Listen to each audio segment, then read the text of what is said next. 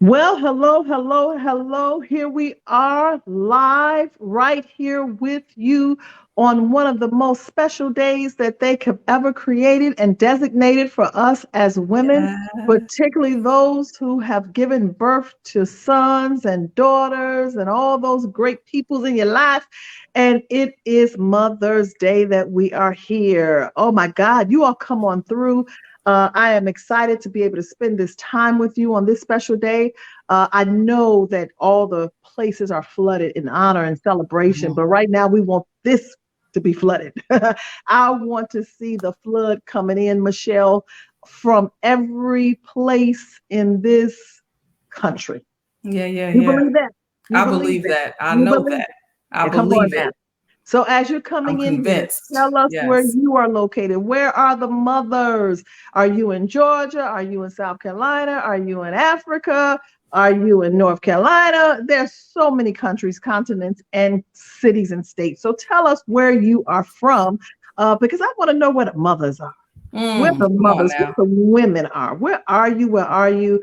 Because Michelle, this is one day of honor because we have the ability to give birth. Ain't that Yes. amazing? That's amazing. When That's you really amazing. think about it, to give life, for life to come out of your body.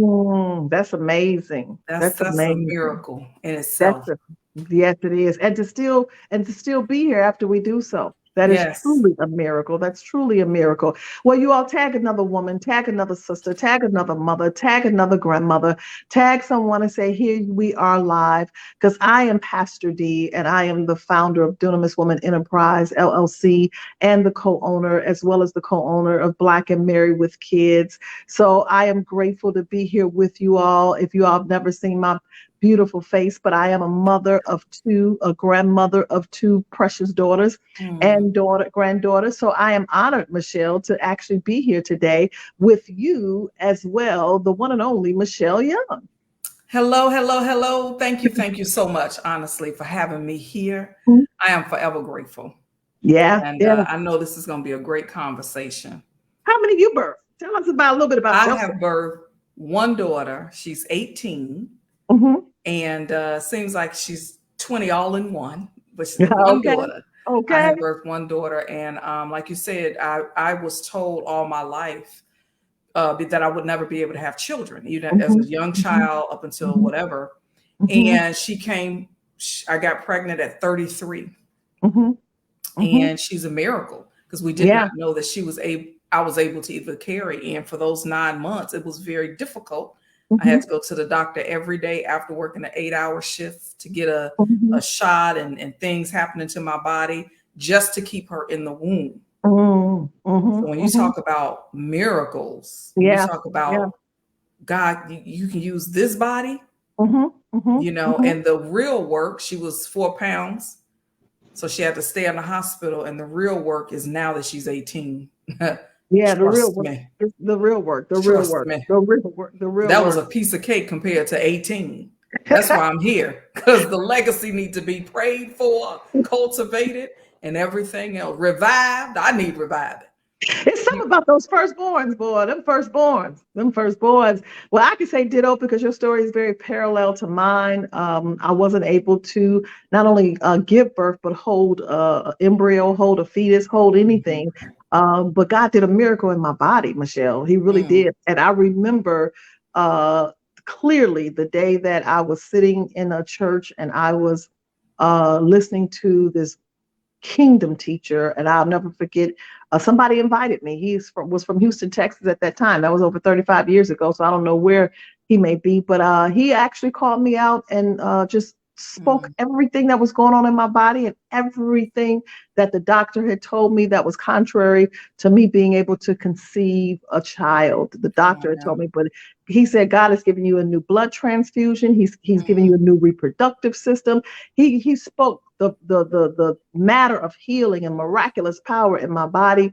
Never thought about it before until I actually had another prophecy was saying that my womb is blessed.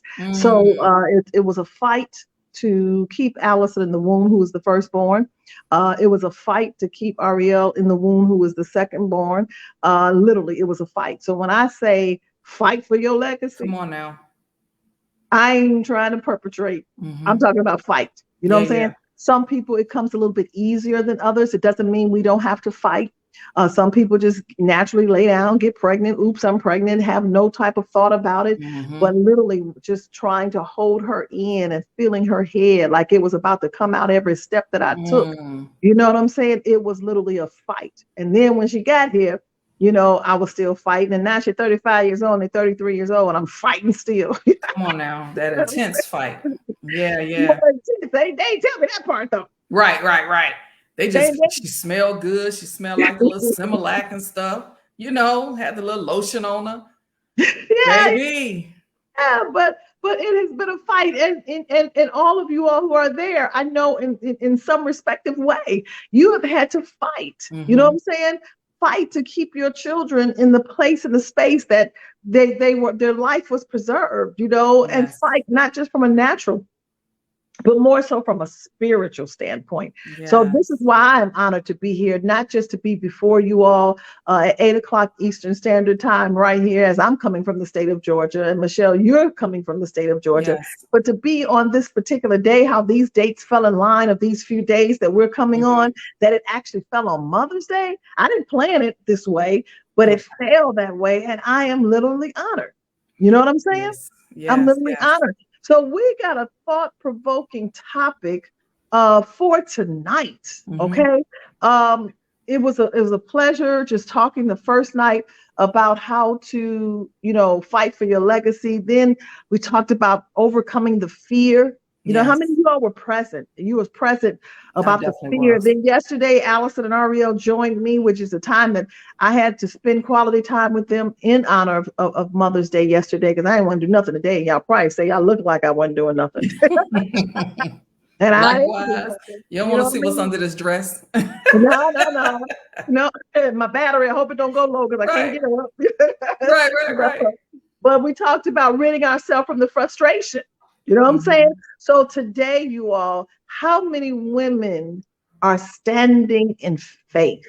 Let's talk about the faith, because we are going to talk about how to stand in faith as a mother.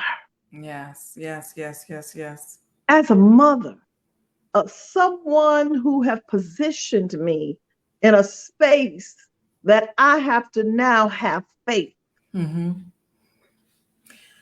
You know, when we were first talking about our daughters being miracles, and unbeknownst to us, we actually had to walk. It was a faith walk.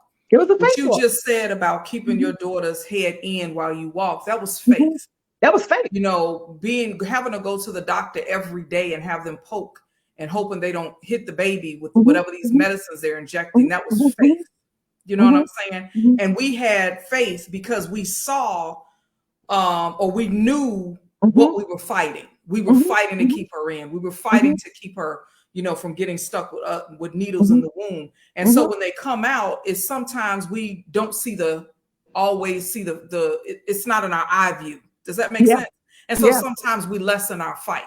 We get a little bit lackadaisical in our fight. But the same faith that we had, you had to keep that head in, and I had to keep her prayed up in the womb, is the same faith, if not magnified.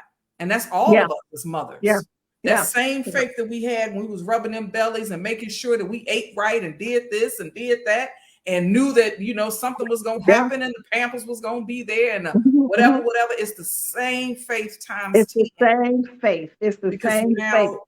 You're a grandmother. I'm a mother, and she's getting older. We have some great grandmothers on here. If you you know, grandmother, shout out, I'm a grandmother. If you're a great grandmother, shout out, I'm a great grandmother. That's more faith, because it's not just your children. You got 2 other generations that are depending on your faith. And that's huge. That's huge. How many of you all just proclaim you're standing in faith? I need to really see that, because that is so huge. But Michelle, I want to talk about it from a standpoint, because I am grateful, and I'm speaking of myself. I am grateful for my foundation. my foundation, the foundation that not only my mother laid according to her faith, but even my grandmother according to her faith. You see what I'm saying? And I know that the faith that my mother stood in, she had a foundation from her mother. Does that make sense? Yes. And going all the way back. So my concern, you know, and I know we got some strong mothers on here. I know we got some women, because I'm seeing them say, I'm standing. But can we keep it real? Can we really keep it real? Because I'm concerned about the future. Yeah. Now I'm concerned about the future, because I strive to give my daughters the faith, and I can't give it to them. If I could bottle it, if I could package it, you know, if I could beat it in them, you know, I would do that too.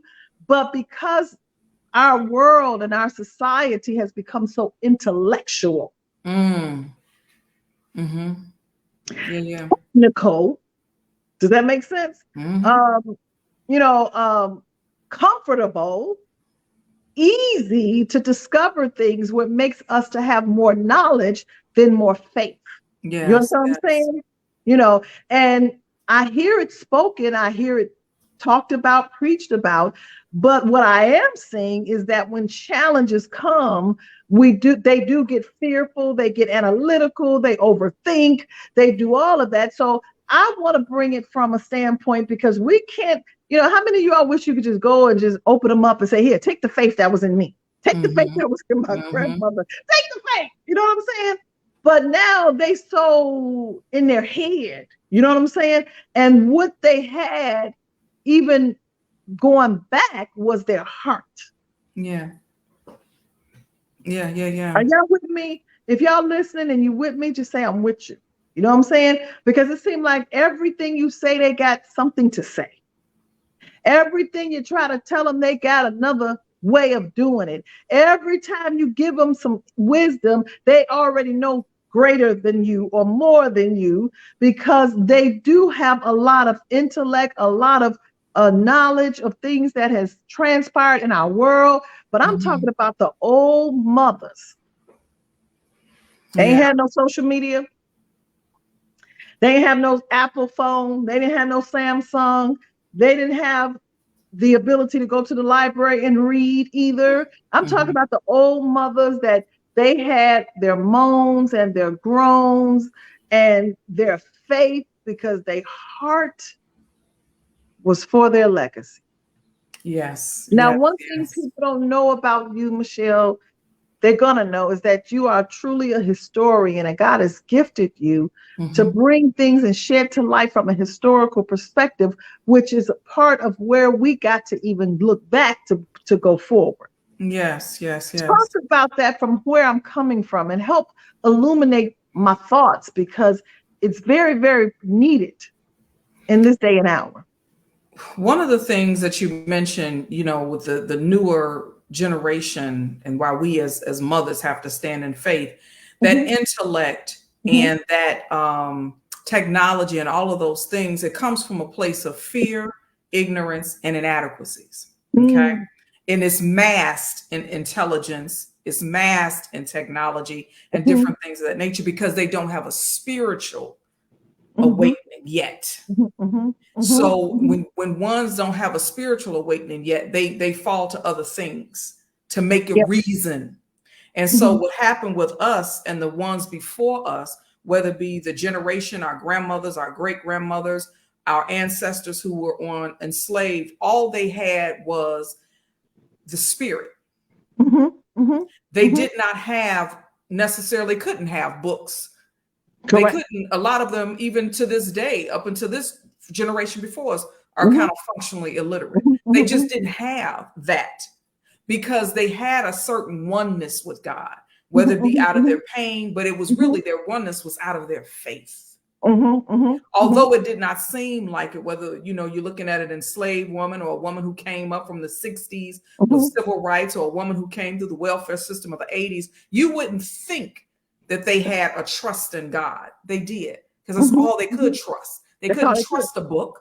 They couldn't trust technology. All they could trust is God. They had a confidence. You say, how can an enslaved woman have a confidence? Well, her faith, her confidence in knowing that there was something greater. They didn't sit there and just be enslaved. They always had a thought of something greater. And so that built up their faith. And then also they had fearlessness. Your grandmother was fearless. She already knew that the enemy was defeated. Yeah. Because there was nothing in a book or technology to tell her otherwise. Because she felt it in her spirit. Does that make sense? Yes, it does. And I'm listening to you, but do you know what they really had? Do you know what they really did not have? What didn't they have? They did not have a choice. Bingo.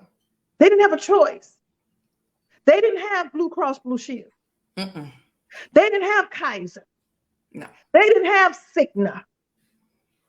You understand what I'm saying? They didn't have medicine that you go to the pharmacy. You know, I remember when, the old school, that when you had a burn, they took the butter and the syrup, you know what I'm saying? And the flour. They had their remedies that worked according to the faith.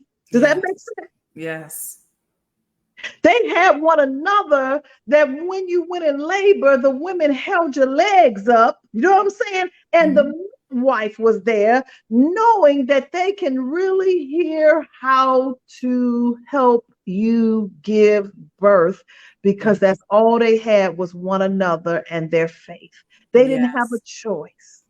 They didn't have a choice. They were in them sheds or in them little places where they put them back there, and they had to, and can you imagine how they literally felt when they birthed a son and the slave master came and took their son?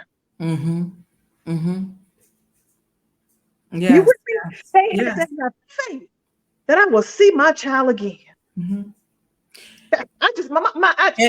the faith was, and the faith too, that they're going to see their child again. But you know what we have, and this is where a reviving needs to happen in the land. We had something which we still have. It's lessening, but it's coming back. We had a community. So if a child was taken from a mother and sold on one plantation, her faith was there was going to be a mother there, correct, to take care of her child, and it was. And it goes back to what I was saying the other night about that village. Yes. And we, and when I say we, I'm talking about of my generation. You know, I don't know about you all. I'm honored to be a baby boomer. You know, put your generation up there. We may have some seniors, baby boomers. What are you, Michelle? Gen X represent. You know how we do. You know, but I'm gonna be honest with you. That's where the faith started diminishing. And you know why? Because to like really become heightened, and you all with your degrees and all that, and I'm not knocking it because I got a couple up under my belt too. But I promise you, if I don't know nothing else, I know how to go in and pray. But keep on going, because I may go in just thinking about it. No, but when you said with the baby boomers, it stopped because that's when the government started allowing us to get jobs. That's when schools start really allowing us to be educated, not just at HBCU. So that's when we start having choices. Because before that, we still didn't have a choice in the 50s and the 60s and sometime in the 70s, and depending on where you were in the 80s. So the more choices we have, the less our faith. We didn't stand anymore. And that's what I said. They didn't have a choice.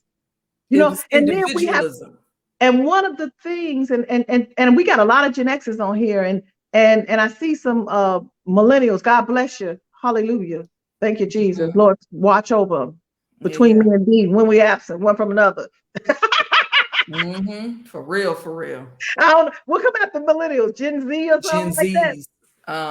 You know, so I don't know if we got no Gen Zs on here yet, but at the end of the day, whoo, Jesus, because that intellect and them millennials, that's a whole nother live. I'm gonna let that go. But my point for it is, to Michelle, that we had to literally bear down. And I'm glad that I grew up with mothers and grandmothers that taught me how to bear down, because I didn't have all those things either. You see what I'm saying? you know, and so they did not have a choice. And for a period of time, I didn't have no other choice. Does that make sense? And now I'm really saying to myself, Devetta, don't get caught up into this world, the conformity of it, because you will lose a lot of your faith. And it's hard to hold on. I ain't saying I ain't, but it's hard to hold on because you got so much coming up against you. Yeah. And you have so much coming up against you, but you also have so much that can entice you. You know what I'm saying? When we were in bondage, our ancestors, or whether it was, you know, throughout the ages, there were things that we just did not have. We always had a war against us. I'm not diminishing that. It was intense. But there were certain things, our focus was on our lineage. Our focus was on those that came after us. How do I teach them how to have the same faith that I had without the intellect, without giving them some things that will not serve them in the near future? Because we, our ancestors, our grandmothers, our great grandmothers, they actually, for your generation, they actually cultivated you in faith. Yeah, they did. They did. And when it came to us, we were the latchkey generation. So when y'all went to work, we got into technology, TV, and everything else, and that raised us. That was our faith walk. And Michelle, that's why, you know, and I'm saying this because a lot of people don't know, but I don't care. You know, I'm not trying to boast or brag about it, but it's just the real deal. Literally, from a spiritual leader and a coach's perspective, I literally sit here and I could spend one-on-one time, and I do, you know, for days of the week with each other, with other women, because they need that time. Does that make sense? You know, even the word of God says, I will not forget your labors of love. And I want you all to listen to this. In Hebrews, it said, I will not forget your labors of love and how you so minister to my saints. And I firmly believe that I am a product of the labors of love. See, we labor to get them here, but we don't labor after they're here because we got so much stuff going on that keeps us distracted. But when I sit down with women, even some of them older than me chronologically, and labor with them, because I know what it means to be labored with. Yes. And my grandmother, and literally, she wasn't even my biological. She was my sister and brother's biological grandmother. But you know how you get in a cluster. You know what I'm saying? And so she never discriminated. And so, hell, I think I received more from her than anything because of my proximity with her when my mother relocated. But she labored with me in love. She sat down with me, not in the church, but at her dining room table. We laid before God. She told me, just lay here while she prayed. Does that make sense? And that's why here at Dunamis Woman and BMWK, even with the position God has given me, I don't have no problem with laboring for those who want it. You know what I'm saying? Put that in there. Revival that we're having is also a way to labor with people when we get up early in the morning in the power circle, at night. Those are just 3 days that I don't do anything but labor with his people. Does that make sense? It does. And that's a lost art. But I wanna share something with you that our ancestors partook in, which reminds me of what we do here at Dunamis Woman. And it's called hush harbors. And what happened was hush harbors. That's when our ancestors were on a plantation, and they got this from Africa. So this came over from Africa before we were enslaved. But what they would do is they would leave their plantation homes, but they would be killed or beaten if they were found out to have left the home. They would go into the woods, deep in the woods, and they would congregate with other slaves. And they would have water, you know, tree trunks of water, blankets, and all they did was worship. But the preacher, you talking my language now. The preacher who was over the plantation, he could only give them a few scriptures when the masters were around.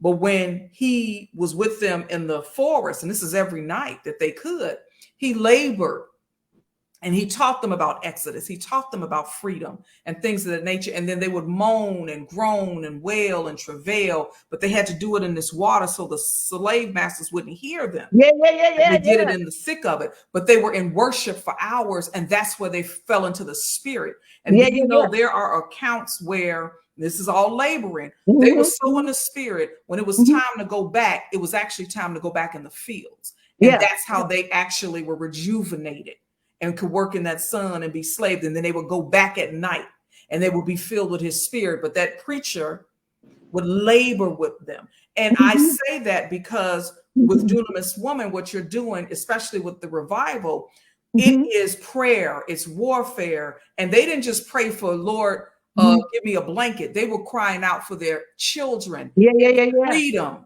Does that make sense? Yeah. And we think we free today, but we need to be crying out for our children and freedom and that. You know what I'm saying?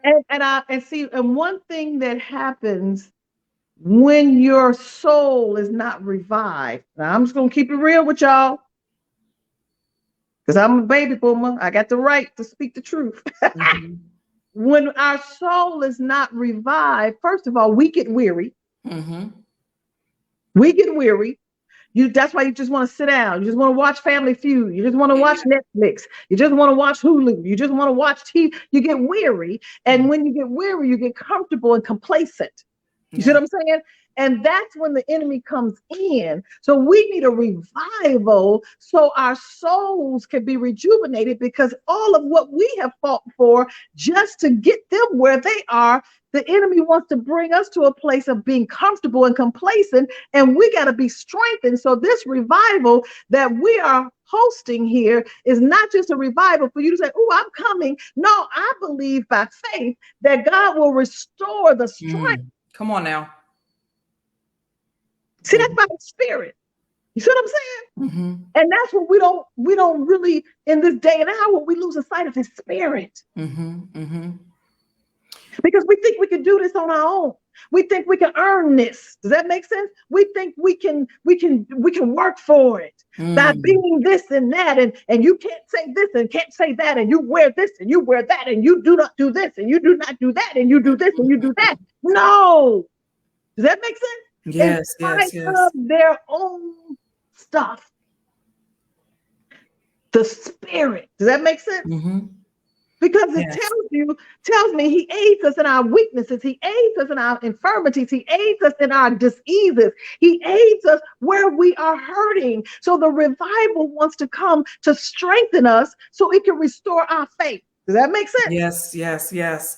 And you know what? This is, I want you all to really understand what you are into. When you signed up on Facebook, I really want you to understand there were 3 major revivals in this world. Okay. And one was in 1500 with Martin Luther. I think is Luther, the gentleman. Yeah, it's Martin Luther. Not Martin His was to really talk about or really reignite Christ in the lives of the people, because it was lost. The next one was in 1910 with Azusa. William Seymour. Farrell, I believe her name. And that was to be awakened with the Holy Spirit again.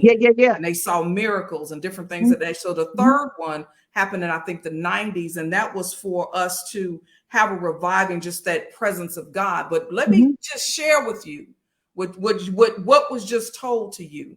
You are in a revival so that our faith, the faith that our ancestors, they died in faith. The faith that God gave us originally. This revival right here, right now, for our legacy is that our faith be restored. This is the 4th great revival in the land, because if we lost something, which was the faith that God had given us. We are operating in our own faith, and God says he needs a reviving in the land. Correct. And so I don't want you to think that you just signed up for a 3-day anything. Yeah. When you leave here, your faith is going to be ignited. And I need you, before you even start on the 24th, I need you to believe that. Not only receive it, I need you to believe it. That you are in a revival in this land, so that the faith that God has given you originally will be restored, so that your legacy shall live. Go ahead. I done went all off. Go ahead. Did you go and preach a little bit? I'm done now. Did you preach? Did you Yeah, preach? I done had a hot flash. Okay. I don't want you to see my fanning. Because it's real, Michelle. Yeah. And you have been a partaker of it, but I want everyone to know, and I'm speaking for real, when a revival takes place, it's not about just what, it's about who. Come on now. Who has he assigned the revival to? Who? What's in his or her belly? Does that make sense? And not only that, the timing that he's calling it for. So dunamis, as a woman, dunamis woman, I tell everybody it don't belong to me, it don't belong to Ariel, don't belong to you, it's his power. So when he has given me the mantle to carry the name of dunamis woman, and not only that, but the authority to walk in it, then now the revival is stemming from that root. Mm-hmm. When I'm here Black and married with kids, and he has given that responsibility to us to be over this particular remnant of people, it goes back to the history. It does. Because Black and married, the faith that they had, the Black mothers, what they had. Mm-hmm, you know what I'm saying? We can all be mothers, but it's a difference when you're a Black mother, because that's where the enslavement took place, to try to bring your legacy to a place of naught. But now it's time for the resurrection power of God through this revival. So Dunamis and BMWK got to experience a resurrection for our legacy. Mm-hmm. Because I don't care what happens, Michelle, I can't govern nobody else's home. Just like nobody else can govern mine. Yeah. I can't come in your house and start rearranging your furniture, because that house ain't in my name. Mm-hmm. But when my legacy is connected to Davetta, does that make sense? Now. Then now I am telling the enemy, not on my watch. So even my legacy in the future, I don't care what happens to all these other folks. I do care, but I can't do nothing about it. You got to do about it. But what I'm saying is, when you see that is attached to me, pass the other way. Correct. It's just blood. Like the blood. The when blood, they got the blood on the door and the lintel, and the enemy passed over. When they come on through, when Lillian take her stand, and the enemy sees the blood through her prayer and her warfare for her fighting for her legacy, he gonna pass over. Now I can't do nothing about my neighbor, but I can do something about my house. It's so amazing how God orchestrates everything for Dunamis woman to now be the owners of Black and married with kids, because God knows that there needs to be a revival. And where is he going to start? With our families. And even for the women in Dunamis woman and every other entity that you have to still be around, he knew that there needed to be a reviving in the land. He knew it had to come through you because of who you are, but more importantly, who you came from. You know what I'm saying? Your lineage, your maternal, your paternal. He knew he had to trust Dunamis with you. But the beautiful part about it is, and I want you to take this, it sounds crazy, but this is how cold God really is. When you signed up, it's cold. God is cold. God bad. Y'all put up there, God is bad. God is bad. He cold with it. I call it cold-blooded. Cold-blooded. When you signed up to be a part of this revival, it was just like you said, like the Israelites, the Hebrews, they took that blood of the lamb and they put it over their doorposts. So now that you are getting the knowledge and the wisdom and the understanding that you're going to get in this revival, that is giving you the blood over the blood posts. I mean, the posts of your home. You are going to be in an eye of a storm, and you're going to be able to sit there. And everything around you may be looking like it's crazy. But if you stay steadfast and focused and allow your faith to be developed over these days, and it's going to be more than that. This is just, God is just giving you an old taste and see of what's expected of you. And I believe, see, people don't believe this sometimes, but I believe that when he said, Davetta, I want you to be the owner, co-owner, whatever it is. I don't want to get up in titles of Black and married with kids. He know my prayers. I don't have to know you personally to pray for you, because it's my authority now. And so when I lay before God and I call out the name, I'm calling out for you to come forth. I don't get no shame about it. I'm calling for you as a mother, you as a woman, you as a wife, you as a grandmother. I'm calling for your faith to stand so you can fight. So before you fight, you need somebody to call out something for you.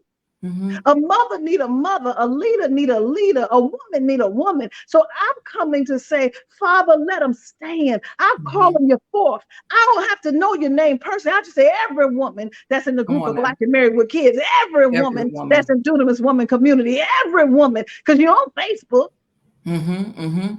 See, that's how I stand in faith. I believe because now he's omnipotent, he's omnipresent, he's omniscient. You might not know me, but he know you. And he's heard your cries. That's some old time stuff. You see what I'm saying? See, because you can't have faith without believing. You see what I'm saying? So what people now know, they got to know the person before they pray for. They got to know your situation. They got to know what's going on. Can you pray for me? Tell me what's happening. See, I don't deal with all that. I just go in the spirit. Come on now. Because I just want to pray for you that you stand in faith. So now you can fight for your legacy. So I'm standing in faith that you come forth. So now when you come forth, that now you will learn how to fight because your legacy needs you. And you don't get caught up on the intellect. You don't get caught up in the comfort. You don't get caught up in the conformity. You don't get caught up in your own self. From a spiritual perspective, why is it important that you call us forth for our own legacy? Because a lot of folks, I'm going to get mine and they're going to get theirs. But why, from a spiritual perspective, as a leader, as a shepherd, why is it important for you to do that? Because I understand the principles. Okay. One of the things that we have lost is the insight, if we really ever knew it, that when you get outcomes, it's based upon living through principles. And the principle of the matter is that we can't do this alone. Right. See, one thing about our mothers and our foremothers is that they stood together. We got so much betrayal. We got so much division. We got so much backbiting. We got so much gossip that's going on in our world today. They couldn't have time to talk about what was going on in Mary's house because they was fighting for their legacy and Mary was fighting for her legacy. And even if they knew that their man was over there with one of the ones who wasn't fighting, because see, when you fight, you ain't got time for betrayal. When you fight, you ain't got time for mess. When you fight, you ain't got time to be trying to go and get somebody else's man. Does that make sense? So it calls forth the women to stand united because the principle of the matter, we need to stand united. Yes. And I'm not evil, Michelle, I'm gonna be truthful. I know I'm not called to every woman. I know obvious. To warriors. I know I'm called to a woman who want to see the miraculous power of God. I'm not called to weak women. I'm not called to whining women. I'm not called to she-foo-foo women. I get down and dirty in the grit of it because that's how I was raised. When my grandmother said, stay there at the altar. Terry, I don't know if y'all know about Terry. You know what I'm saying? And life have come to say, well, let me just say 15-minute prayers. So we all need to be revived because we all need to get back to a place where you can lay before God and not look at your clock or go to sleep while you're praying. Oops. Who am I talking to? Oops. Oops. You start praise Jesus. Yourself up. Yeah.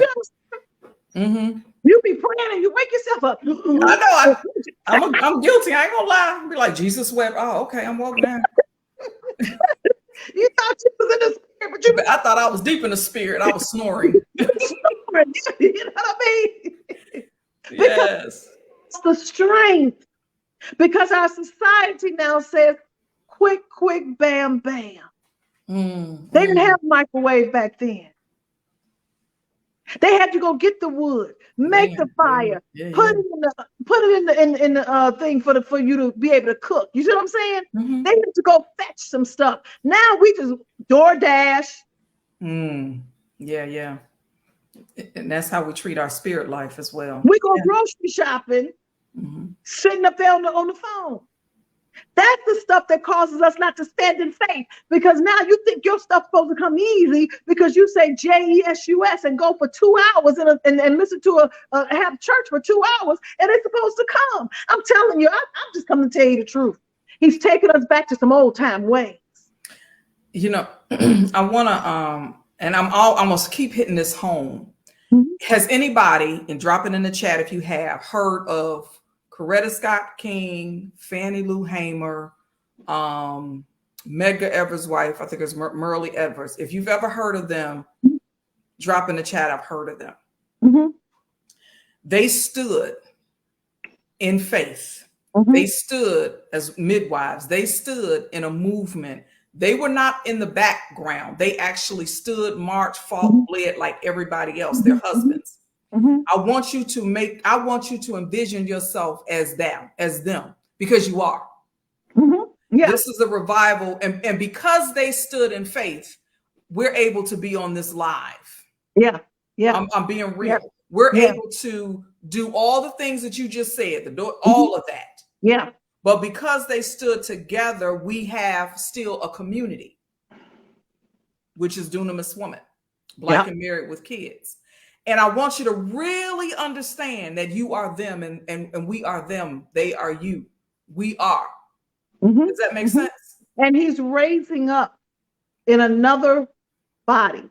Yes. You may have another name, but I know that he's given me the spirit of Harriet Tubman. Yes, yes. I know that. You see what I'm saying? I know that he's given me the spirit. But and I'm not saying that to gloat. You see what I'm saying? Because some stuff come with that. Yes. And this is why the elders died in faith, because they spirit will live again. Mm-hmm. And it don't come just with the next generation and the next generation and the next generation. It takes sometimes generations, because it goes back to the calling of the move of God when he wants it. It's called a Kairos time. Kairos. Y'all put there Kairos. It ain't about your chronological age. It's about your Kairos. So you were born in the time called now. Mm-hmm. And the now is not about the chronological. The now is about the Kairos. You were born because of his set time. So I needed the chronological to get you here on January 18th, 1954, because I knew I was going to preserve your life. And I knew who was going to be born through you for this Kairos time in 2023. Because if you look back at your life, you should have been dead a long time ago. He didn't preserve you because you was wonderful. He didn't preserve you because you was holy. He didn't preserve you because you did everything right. He preserved you because of that. Mm-hmm. Mm-hmm. Now is the acceptable year. Now is the time. Now is it, because the now is going to preserve your legacy for the future. Yes, because they're now preserved us. They're now preserved us. Does that make sense? Yeah. And this time don't come every year. That's why it's a set time. It's a time that God called it. Mm-hmm. It's a time of divine. And so all the women who've been standing in faith, they stood in faith because now we're living what they stood in. Now, my question is, how are your legacy going to live? I'm talking about your great grandchildren, though he may not come in the time of what you think. Mm-hmm, mm-hmm. And the condition of this world get worse and worse and worse. Are you going to say, leave them set up by the enemy, or leave them set up for God? It's either two ways you're going to go. Right. We have a choice. We have a choice. How you live and commit and stand in faith today as a mother will show how they are going to live and stand in faith and survive. Yeah. In the future. Yeah. I have, within my own family, I have witnessed a generation die off. My cousins would have been in their 60s by now. Mm-hmm. Generation died off. For whatever reason, bloodline cut off for a lot of them. There is no great, because of whatever happened in their lives. Ain't no blame, ain't no shit. Yeah. But I promise you, that's not uncommon, and it won't be uncommon. Correct. What we do today, and I know for a fact, I had a praying aunt. I had a warring aunt. Yeah.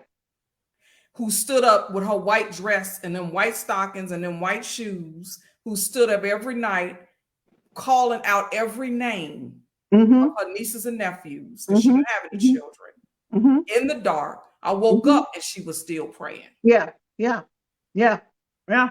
And Yeah. if it was not for her grandmother and all of those who she watched Terry at the altar, Correct. Where would I be? I wouldn't be here.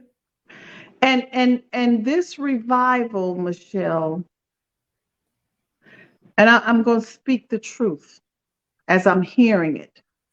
This revival is going to cause us to renounce the spirit of busy. Come on now. We're so busy. We don't have time to call out no names. We're so busy. We don't even have time. Everything got to be quick for you. See, faith doesn't produce quick. Faith produces the timing. Does that make sense? Yes, it does. Yeah. That's why he said the elders, Hebrews 11:2 said elders died in faith, believing. They was believing for me to come forth. Now, they didn't know my name, but God knew I was an answer to their prayers. Because at the end of the day, your mama could have lost you. Some of you you shouldn't even be here. Does that make sense? I know my mama's mind was changed by God because I wasn't even supposed to be here. I was an oops to her, but I was intentional by God. Does that make sense? Yeah. And if you look at your lineage, and many of us have given up our fight because of the lack of faith. We looking at with our eyes, and many of us have given up. We don't even see our children, let alone their children's children, especially, if they're not here yet. But God has, from the time your ancestors were on this planet, no matter what culture you're from, no matter what race you are, when God created your ancestor, your lineage, when he got all the begats you see in the Bible, he got a begat on your bloodline as well. That's right. When he got to that first person in your lineage, man and woman, paternal and maternal, they had a purpose in this earth. Yeah. And do you know your lineage is going to keep on until that purpose is fulfilled? And we can do it the hard way, or we could do it the God way. Well, it's just like Apostle Paul stated in 1 Corinthians 4, I believe it's the 20th verse. He said, do you want it with a rod or do you want it with a gentle spirit? Which one do you want it? Do you want it to come with gentleness or do you want it to come with a rod? But at the end of the day, his power is going to manifest, and that's his dunamis, his power. You see what I'm saying? So we got a choice now. How do you want it? See, back then they didn't have too much of choices because they moaned while they was walking them dark streets. They groaned while they was going and picking that cotton. They moaned. See, now we ain't picking cotton. We just going here and we work from home and barely work from home because at the end of the day, we're on the computer and we're on Facebook, but now we still want to get paid. They didn't get paid nowhere near the money that we getting paid, but they had faith. Because the answer ain't in your money. The answer is in your faith. Does that make sense? Now we got so many cars, electric, hybrid, gas, whatever you want, Bentleys, all this other stuff. And now you're driving in comfort and your faith is shallow. Do you know, you just said something, and this is how faithful God is. With the little that they had faith. A lot of us, like you said, work from home. We have time. We on cruises. We doing a whole bunch of stuff. I'm not knocking none of that, okay? But how faithful God is in this season, in this time that we're in, he's given us his time to do just what he needs done, calling out the names. Does that make sense? Yep. He's given us time, y'all. We use technology for one reason, but he's given us, he is not oblivious to anything. We started with technology and different things.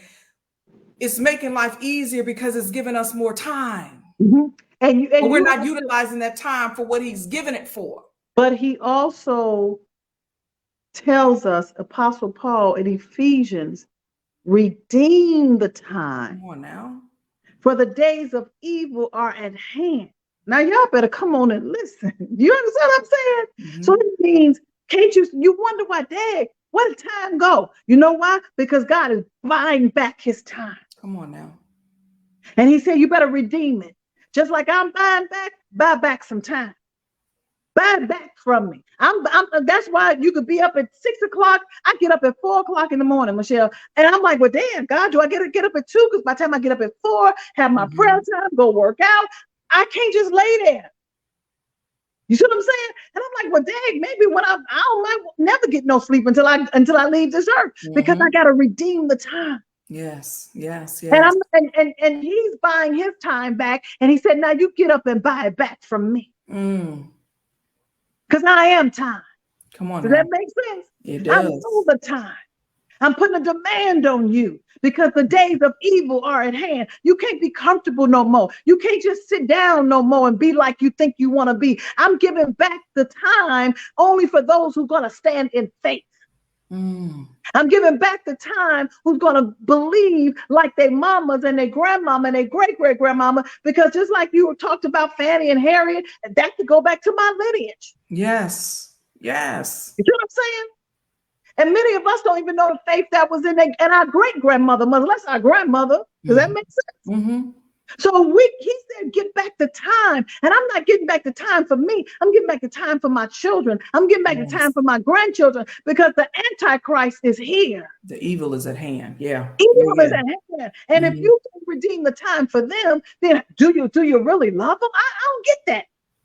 Because you can give them cars, you can give them a house, you can give them a secure place. They can get their own now. They got their education at the hand of somebody else's suffering to believe. Ain't nobody got nothing on their own. Everybody who got a period in front of their name and some commas after their name, somebody sacrificed for you. I want you, and you know, I'm not a Bible scholar, but I know Jesus asked Peter, do you love me? At one point. John 8. And I'm asking, do we really love him? Because if we really love him, our love is not for things. Our love is for souls. That's right. And he's given us souls that came out of our own wombs. These ain't strangers. No, these are so. They came intimately out of us. That's right. Intimately out of our children and our sons and different our daughters. And so, do you love him? You said, yes, Lord, when you opened up your legs and pushed and you thought it was over. Yeah. But do you love him to reconcile that soul back unto him? And I cannot fathom in my mind that I fought for Allison and Ariel to get here. And I just love on them and their soul go to hell. Come on now. I didn't fight for them to get on earth and push for them to now go the other direction. Does that make sense? Yeah. I want their soul to be healed. I want their soul to be redeemed. I want their faith. Does that make sense? Yes. Michelle, by faith, I promise you, let me prophesy real quick. Don't prophesy. Because we're starting off with this revival and it's going to be online for right now. This is a 3-day revival. Sign up, DunamisWomanRevival.com. If you ain't signed up, sign up. But we just starting off online, but there's going to be a space and a time. And I believe the Holy Ghost can even do it in your home. But there's a space and a time that we're going to all gather together, because that's an army that he has assigned for me to raise up. I'm telling you, I'm not called to anybody. I'm not called to weak women. I'm called to women who has been chosen already. You didn't choose yourself. You were chosen. If you believe you were chosen, say I was chosen. That means you did not have a choice. Your life is intentional. Yes. But at the end of the day, it's going to be a time and a space we're going to all be together, and the Holy Ghost going to sweep through that place like he did on the day of Pentecost. Come on now. And all that intellect is going to blow their mind, because it ain't going to be no more. Does that make sense? Homosexuality is going to be utterly destroyed. Lesbianism going to be destroyed. Natural affections is going to be turned back around, because I can't do this by counsel. I can't do this by buying them stuff. I can't do this. The enemy want our children. You don't want to war? You don't want to pray? This come beyond yabba dabba do, Lord, hear my heart. Does that make sense? You got a war, not worry. We become worried, not war warriors.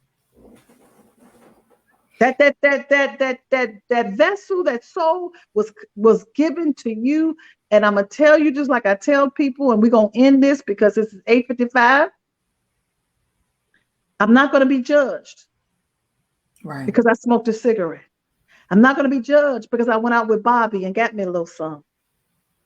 I'm not going to be judged because I went to church every Sunday and I sat there on the pew. What I'm going to be judged is by the soul that God entrusted me. What happened to Allison and Ariel? What happened to Genesis? What happened to Michelle Young? What happened to Angie? I trusted you with their soul. Even as a pastor, I trusted you with their soul. I didn't need you to look at their money. I didn't need you to look at their tithes. I didn't need you to look at their offering. I needed you to look at their soul. Their soul was bleeding. Do you know we got bleeding souls in the pews? And nobody can smell the blood. But the blood is speaking. It's crying out. The blood of our ancestors are crying out. The blood of our foremothers and our men who was on that doggone tree and hung hundreds of years ago. They blood, just like the blood of Christ, is still speaking out. Pray. Yeah. Now y'all better that's real. And and I know we're gonna leave. I want to talk to two remnants who might be listening. Women who have lost children, who have grandchildren. This is for you. Don't think it's not. And the second, for women who don't have children, but maybe have stepchildren, as we call them, step or spiritual children, godchildren. This is for you, because the soul is still the soul, and you've still been assigned. I have been assigned to. My husband had a child at a wedlock, ex-husband. You know, I'm still assigned to that soul.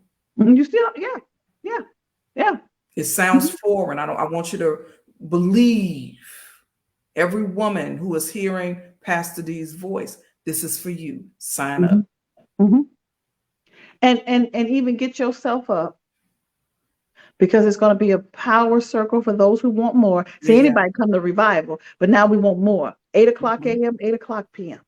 Because now we're going to learn, like I saw one lady, she said, I war and I pray. But even in this hour, there's a little bit more mysteries that he wants to give us. Everybody put mysteries, because he don't reveal everything in part. He reveals as you seek. Seek ye first. You know what I'm saying? But now it's an art. The art that was then is not the art there is now, because I got to now seek it even greater, because the enemy wants to come even more subtle. Does that make sense? So I can't do this by myself. I got to depend on the Holy Spirit. All he want me to do is yield. The better when you get up, even I go work out at 6 o'clock in the morning. That means on the days that I'm up ministering at 8 o'clock because of this revival, as the revival go forth, now I got to get up at 4 o'clock because I still got to do it all. I got to do it all. I got to take care of my temple. I got to take care of the souls. I got to take care of everybody. I got to take care of those things which God has entrusted in my care. And that's the part about being a mother. Yes. He can trust you. How many of you all realize he's trusting you? While we're trusting God, and I'm going to close on this for real, I want you to know that God is trusting you.